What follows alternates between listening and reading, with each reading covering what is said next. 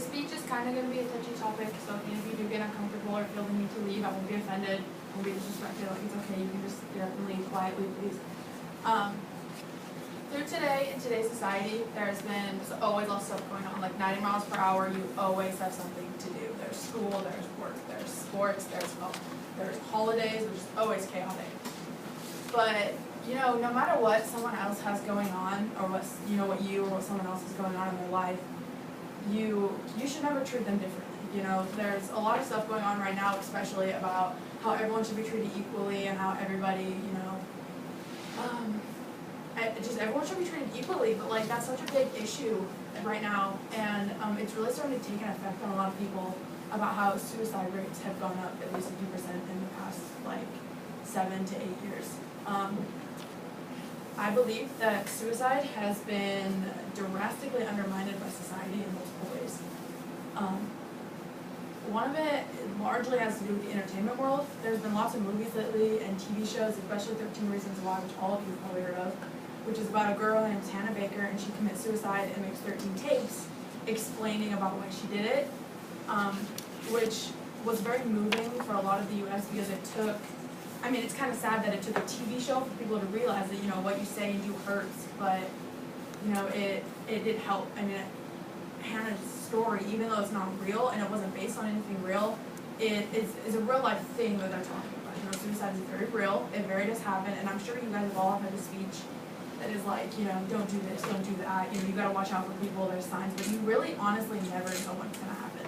I've had personal experience with it, I'm sure you guys have too, and I'm not gonna ask about them, but, you know, it's hard to deal with, and you never really know when it'll happen or what's going on with somebody. I'm gonna jump into a personal story so you don't think that I'm just I've lost 3 friends to suicide, and I have personally been affected by all of them drastically. But the one I'm going to talk about is actually my sister. She's still alive today, so it's not anything to worry about. But it was the last day of school last year, and I got this phone call from my dad, and he said that we need to go to the hospital. And I was like, okay, like what happened? And he didn't tell me. And I was like, okay, so I was like with my boyfriend at the time, and he was like, okay, let's go. So I came to my house, I grabbed all the pill bottles because he told me to, and the pajamas. I set up pajamas for my sister, and we drove up there.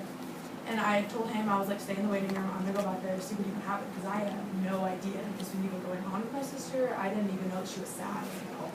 So I was totally blown away. I walked into this room, and I remember looking at her, and I was like, why is she like that? I just looked at my dad, and I was like, what's going on with her? She was just limp, and she was like pale white, and her lips were purple, and her teeth were black.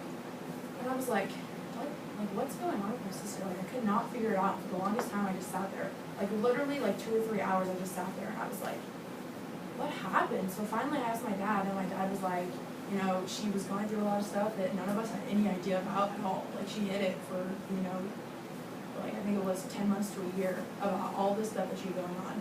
She was bullied really bad at school, by people at school, so we transferred her schools after we found out about all this.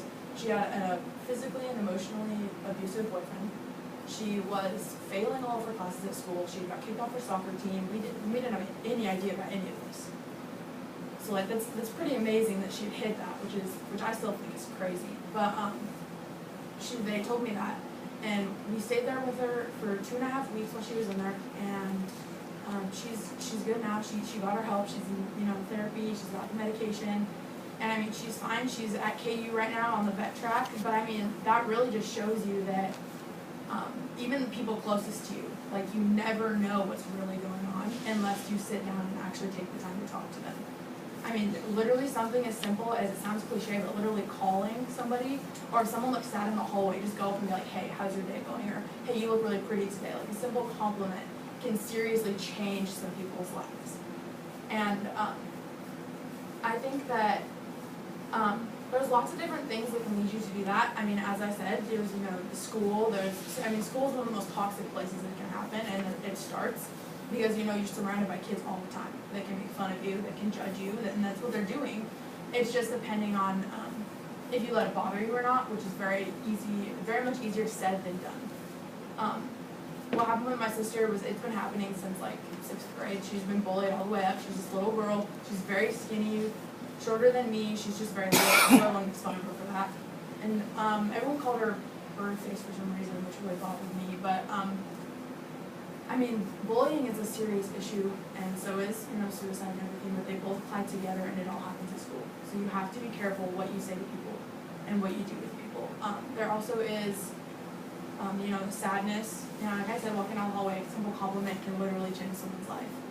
There's a difference between being sad and being depressed, I feel like, being sad, you can be, sad that you got an F on your paper, you can be sad that, you dropped your pencil, but you can be depressed, it's like a chemical imbalance in your brain that, you're just in a slum, and, you just can't seem to get up, and you just can't seem to, just nothing seems like it's going right.